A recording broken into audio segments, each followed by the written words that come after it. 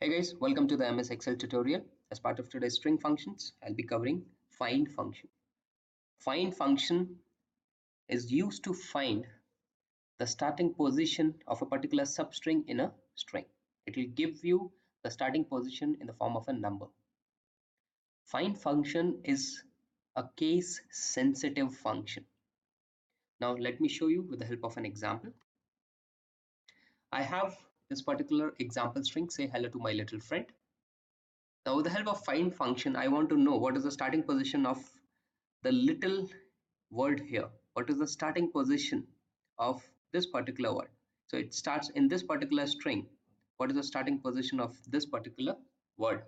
I use the find function here, equals find, and this is what text I need to find from this string. So I need to write the text here, and here comes the concept of case sensitive.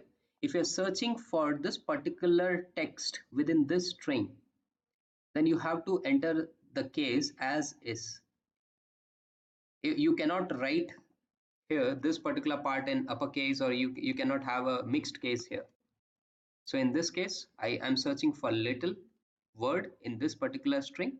So this is a substring which I'm searching here, and it asks me within the text. So which text I have to search for. So this is the text. So I select here. Now this start number is an optional parameter. I won't provide that, and I close this function.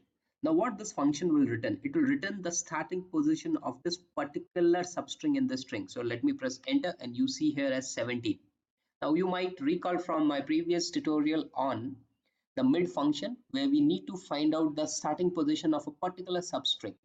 So you can use find function to find out the starting position. So with this, I complete the find function. Thank you.